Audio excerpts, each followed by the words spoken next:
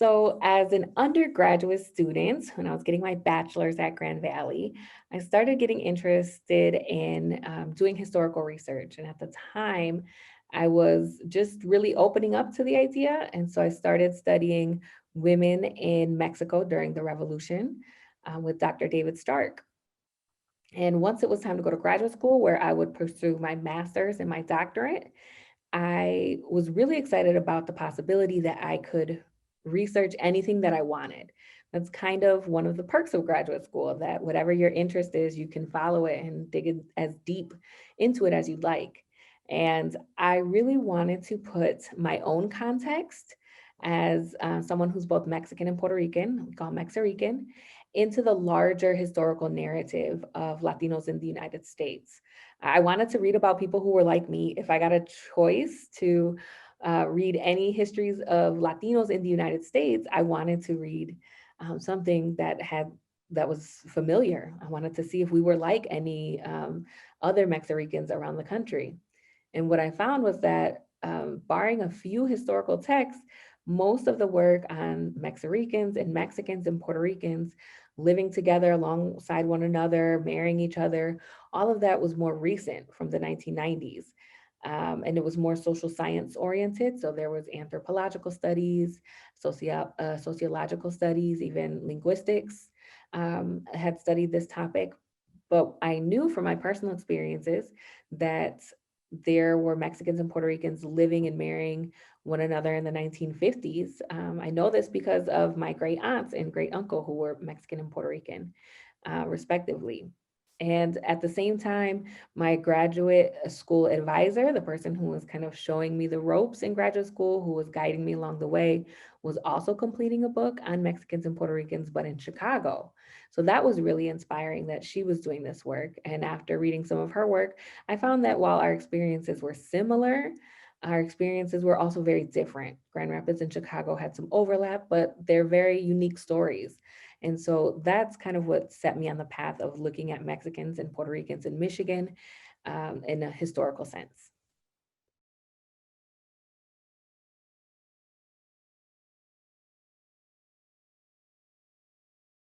So one of the things that makes Grand Rapids very different from cities like Chicago or even New York, where there were various Latino groups in one city, is that Grand Rapids is a smaller city and there's not as much space. So while in Chicago, Mexicans and Puerto Ricans were both there in the city as early as the 1940s and 50s, they lived on opposite sides of the city.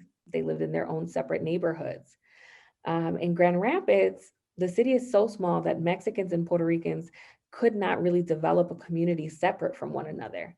As Spanish speaking people in Grand Rapids who were facing many of the same types and forms of discrimination that were both language based and race based, and really just this idea of foreignness, they ended up coming together a lot sooner than we've seen in other places. Was obviously not seamless. These are people who have some overlap, but also have distinct cultures among themselves.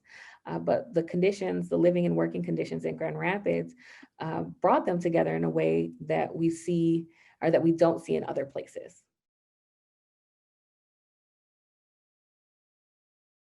So one of the things that I can say is that the migration has been consistent since the 1920s. There might be some periods where there's less or more, but when you try to break it down, first I try to break it down into waves. I'm like, really, there's people coming every decade, starting in the 1920s and the 1930s. So at first, Mexicans came to Grand Rapids from either working in nearby agricultural areas, either across the state or directly outside of Grand Rapids in the kind of West Michigan area along the lakeshore in northern Michigan. But they were also working on railroads at the time. And so in the 1920s and 30s, there was a small population. And in the 1940s, after World War II, the population really grew exponentially. There were more Mexican Americans in particular coming from Texas who were moving from the migrant trail into industrial jobs, because there were some available in Grand Rapids in the 1950s. There were also Puerto Ricans who started to come in that post-World War II era. They were also coming from agricultural positions. They worked across the state, mostly in the Saginaw Bay City area, and then many of them moved across through central and northern Michigan, and then back down to around Grand Rapids.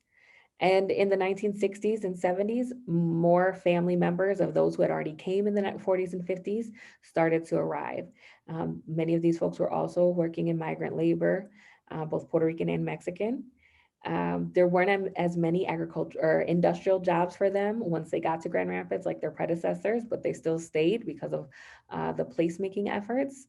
That is the efforts that Mexicans and Puerto Ricans did in the 1940s and 50s to make Grand Rapids feel welcoming and like home for them. So they still stayed because of that.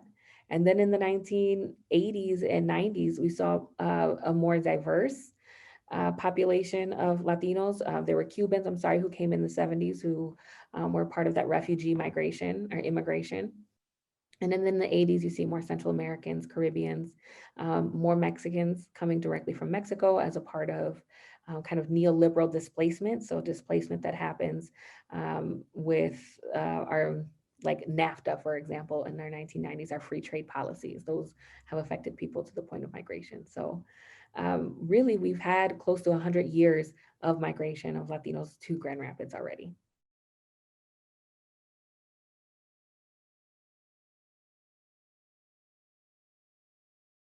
So this is one of the things that really excites me about Latinos in Grand Rapids is their acts of placemaking. And so what this means is it means that the things that they did to transform the spaces around them to fit their needs. And in particular, I look at the ways that they've transformed spaces to fit their religious, cultural, economic, um, and political needs. And so, one of the things that I point to is their efforts in religious spaces.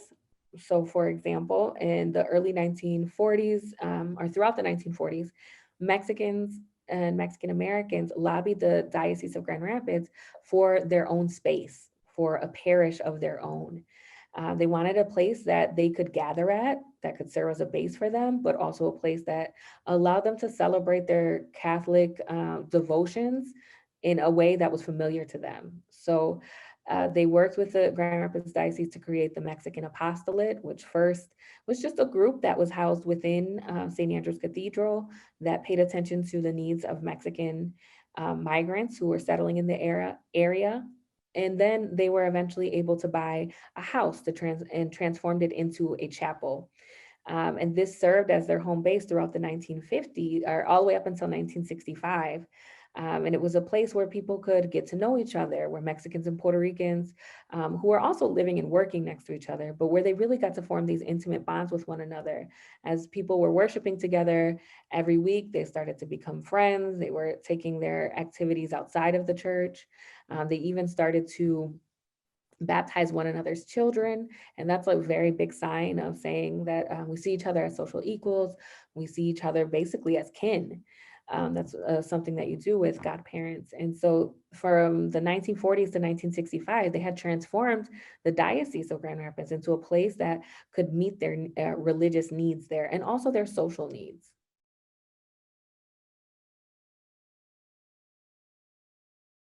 So there's a couple of different distinct places around the city, depending on the time period.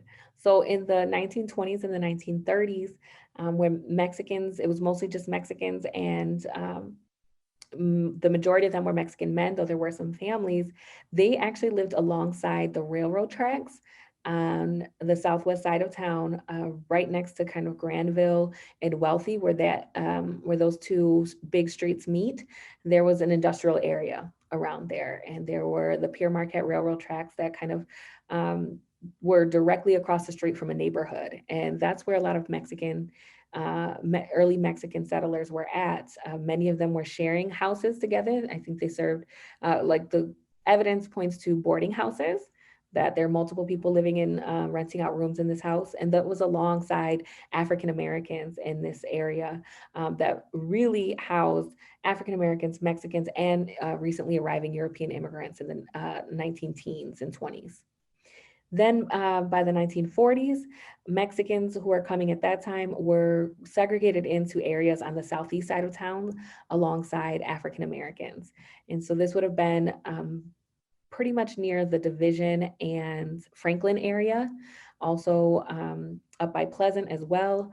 There were different neighborhoods that rented, where landlords rented to Mexican Americans, again, alongside African Americans. And then in the late 1950s and 1960s, we saw kind of a migration of folks over to the Southwest side. And so up until that point, that neighborhood was really a white working class area. But by that time, those white folks had started to move out to the suburbs. Particular, many of them went to Wyoming, which was just south of kind of this Granville Avenue corridor. Many of them also moved to the Garfield Park area or north of downtown. And so that made room for Mexicans and Puerto Ricans and African Americans actually to move into the Southwest side. And some poor whites who either chose not to leave or who could not leave occupied that. So it was really a racially diverse area, but it has come to take on more of a distinctly Latino characteristics in terms of the amenities, businesses, and things that are found in that neighborhood in this current era.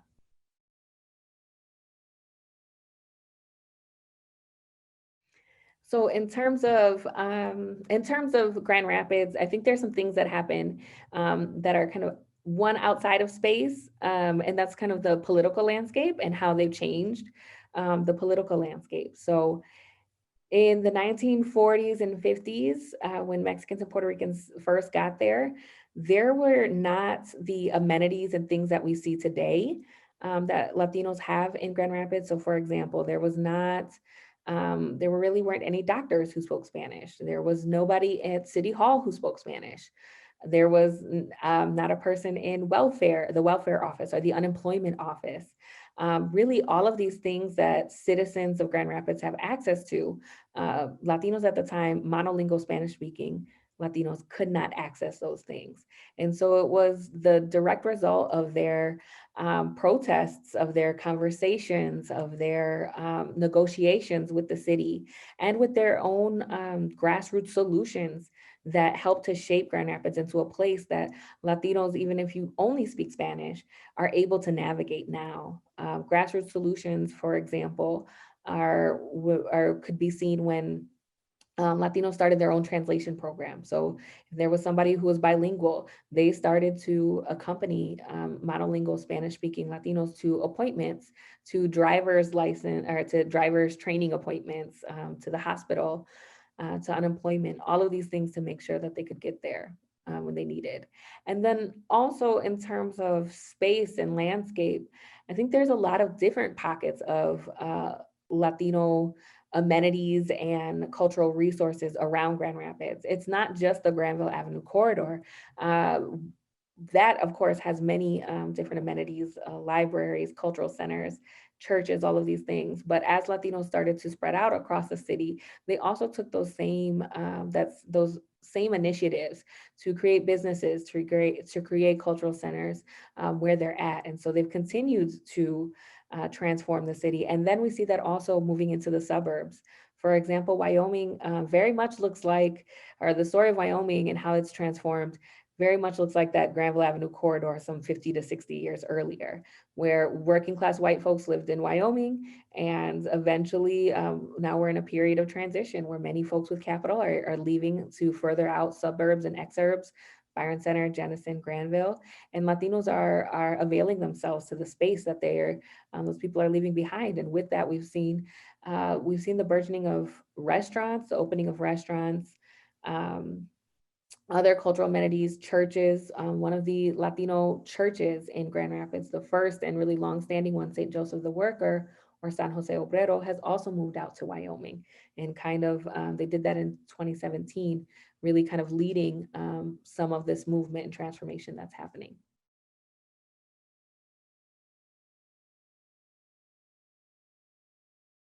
The book itself centers on placemaking. Again, this is the act of transforming space and for my purposes, for religious, cultural, economic, political needs. And so I look at the ways that I start by looking at the ways that Mexicans and Puerto Ricans were recruited to come to Michigan in the first place. and how those recruitment efforts put them on this parallel and interdependent journey to Michigan.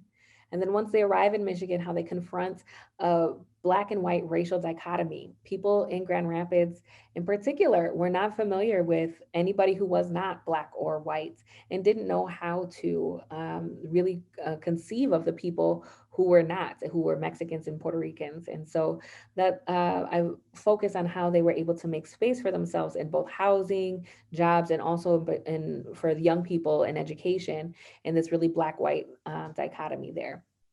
And then I look at their acts of placemaking that center on religious and recreational sites.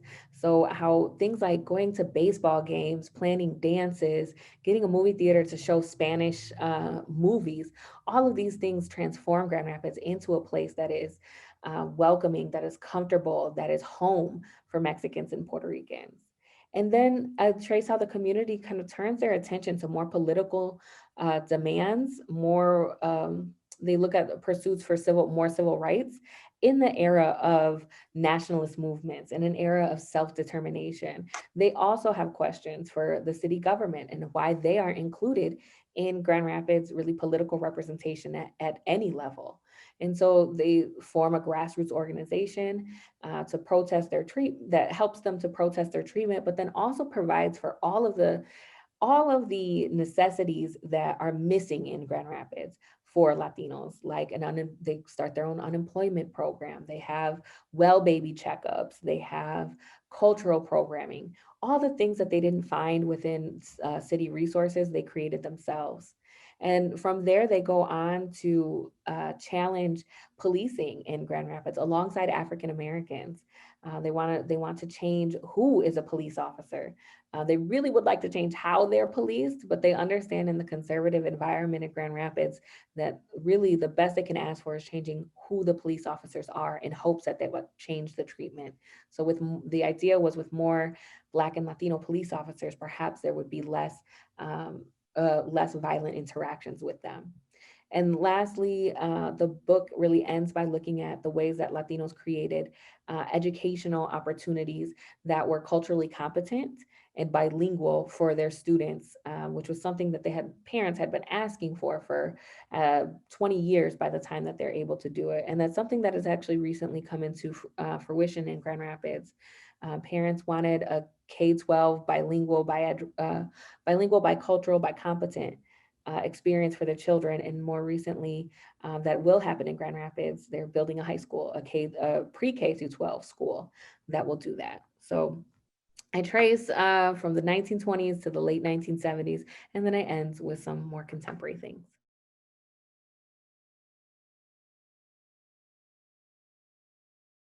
It looks right now like the book will probably be available in 2022. That's where we're at. With the pandemic, everything is just kind of pending and moving along a little bit slower than it might normally look. But also, folks are more than free to look up my faculty profile page at Michigan State. If you look for my name, Delia Fernández, MSU History. If you just Google that, you'll see my page, and there will definitely be an update on that page when the book is out.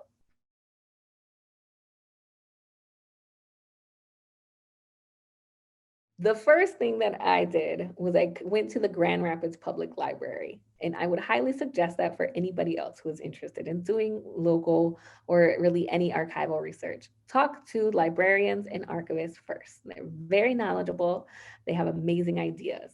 And so I was able to talk to some very, very helpful people. Tim Gleisner, who was at the Grand Rapids Public Library when I first started this program. Also, Bill Cunningham, who was at the Grand Rapids City Archive when I first started the book project in like 2010 or 2011. Their best guess on what we had, what the city had saved, what the library had saved in terms of finding Latinos. And so with the Grand Rapids Public Library, I was very lucky to come across the research of earlier historians, namely Gordon Olson and many of the students he's taught in Grand Rapids in the previous 20, 30 years who had done oral history interviews with Latinos at that time. And so I was able to access what we call special collections materials, things that were made and with the intention of saving, with the intention of donating them to the library. Gordon Olson was very forward thinking in that way, and carried out a number of interviews I could access. But for the other stuff, we didn't have, I mean, there are some things there, but it really wasn't a lot. I had to get really creative to try to figure out how I could find proof that Latinos were there. One of the things that I came across is that there was really no um, kind of social service agency, church, anything that was paying attention to Latinos until the 1940s and 50s, even though I knew that they had probably been there since the 1920s, because that's really when they started to come to other areas in Michigan. And so one of the things that I did was look up city directories. So these are like phone books. And before phone books, these are like phone books, and phone books are these things that come to your house. Some of my students don't know what they are like, can't quite pin it. So they're things that come to your house. They're books, and they have people's names and addresses, our names and phone numbers. But we really don't use them anymore. Now, if you need a phone number, you Google it. But before, we used to have phone books. And before phone books, they had city directories. So this would have people's address and name, address, and then they also listed the occupation of everybody who was listed in the directory. This might have been similar to like a school directory or something like that. But we had them for the entire city. And so I started looking through them page by page. These are like 500-page documents or books, looking for Spanish surnames. Now, this is not a foolproof method for finding Latinos. It has flaws. One is that not all Latinos have Spanish last names, and not all people with Spanish last names are Latinos. But when using the context clues with trying to figure out where people were living, what their occupation was in the 1920s, I could help to kind of piece together if these people were Latinos. And so I started looking for Spanish last names and found them that way. And I just started building a database of addresses and names and occupations to kind of build a demographic portrait of what the Grand Rapids Latino population looked like as early as the 1920s. And while another example is of kind of this, we call this bottom up research, looking at what everyday people are doing, is at the Grand Rapids City Archives. I got a hold of a lot of materials that I needed to read across the grain. So that means when you examine a document for purposes other than what it was created for. So for example, the Grand Rapids City Archive had a box of fingerprint cards that were taken when somebody was arrested in Grand Rapids from the 1940s to the 1950s.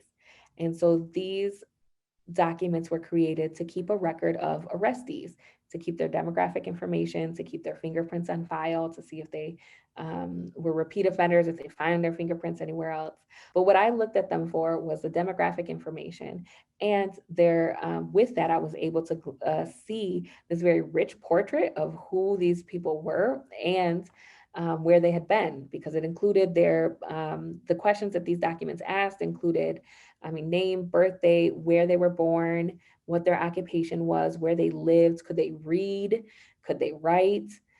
They also allowed me to see the kind of racial understanding of Mexicans in particular at this time, because these documents asked for the color, which is kind of like our idea of race, and the complexion, which is the literal color of somebody's skin, of the offenders.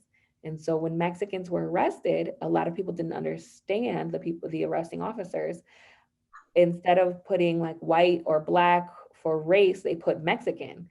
Or some people did put white because Mexicans were thought to be white at that time, at least legally, but not socially. But for complexion, they would put like dark chestnut, copper, swarthy, medium brown, brown, all of these different things. And sometimes they would just put Mexican.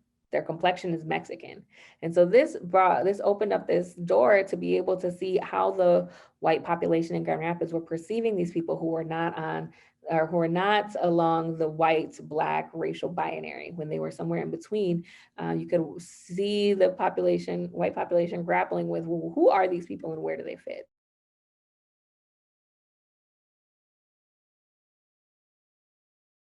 My advice is to get organized. So I have a lot of students working on projects. So if you're looking at multiple primary source materials, which usually if you're working on a project, a research project, you have maybe more than a couple. One of the things that I would do, I love a good spreadsheet for organizing my sources. Lots of people do this differently, but one of the things that I suggest from my experience is getting yourself a spreadsheet, an Excel and Google Docs, and keeping really good organization of your sources. And so you want to track with your the spreadsheet, you know, what the source is, like what type of source is it? Is it a newspaper? Is it a photo? Is it a letter? Is there a title for this source? If it's a newspaper article, does it have a title? If it's a letter, is it to whom, from whom? Um, where you found this source? What is the information you're going to need to cite this source? What is it in online? Was it in an archive that has a box and a folder number? That stuff is going to help later for when it's time to cite those, because you don't want to spend your time looking for citations for something, because trust me, it's take a lot of time, valuable time you need to do other things. But then I would also write a description of the source in one of your Excel um, cells there. Write a description. What is the source actually about in your own words? And then also, is there anything are there any other, or what does this particular source relate to? So this is like tagging, basically how you tag things on the internet, how you, okay, hashtag things, right? When you want to look at something on the internet, if you look at a hashtag of shoes, you bring up all these shoes. So what type of ideas or topics does your source relate to? Is this a source that is about hashtag the police, hashtag race, hashtag education? This makes it so that you can search later. This is basically kind of like coding. Other disciplines do coding. We do them, historians, not so much, but this is a way that you can kind of use that methodology to help you when you're ready to look for things later. And then lastly, one thing I suggest is pulling quotes from the document that you find that are really compelling. Keeping track of those and having those at your ready disposal will make it easier for when you're going to work on presenting this research, either in a paper or conference presentation, or just telling people about it, making something else with it. Having those quotes there really helps to, will really help you to prove your point via the sources. So I really suggest being organized. My first suggestion is talk to your local librarian and archivist. Again, these people are super knowledgeable. It is their whole job. They have dedicated their careers to saving, to categorizing, to preserving records, and to knowing the field, knowing this local history, or whatever it is. We have specialist librarians as well who have these, who are specialized in training, have specialized training in certain fields. They are going to help you so much in finding all the secondary sources you might need. The librarians and your archivists will also help you find the primary sources that are available. These are also people who think a lot about sources. That's their job. And so they can help suggest a source. It was Bill Cunningham's suggestion that I look at these fingerprint records. He said he'd been waiting for somebody who could use these. And so this was really exciting for both him and I. So start there. The other thing I would suggest is start with a topic that you're passionate about. And a lot of times people will say, well, because you're Latino, can you really be objective when you're researching Latinos? And I don't actually think that's a valid question because a lot of people study what they're familiar with. When white folks study white folks, we don't say anything to them about it. We just assume they can be as objective as they need to be. And that's kind of what we do too. If you're passionate about it, even if it has to do with you, you're going to be as objective as you can be, because what we know is that really most things are subjective. Most things are dependent on our positionality, our experiences. But the documents, the research, that's your evidence. That's going to drive really the arguments. So do something you're passionate about. research something you're passionate about, regardless of what other people are telling you. If it's something that interests you, it's something that's going to inspire you to keep doing this day after day.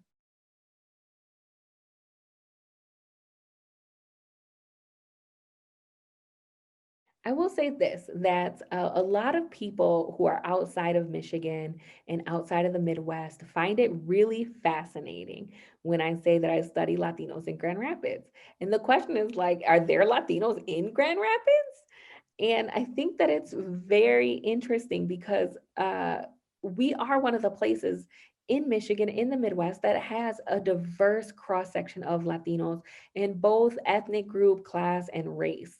And one of the things that I can say from the research that I've done is that we're able to have this population, we're able to sustain it because of the work that people did in the 1940s, 50s, 60s, and 70s in making Grand Rapids a place that other Latinos could call home.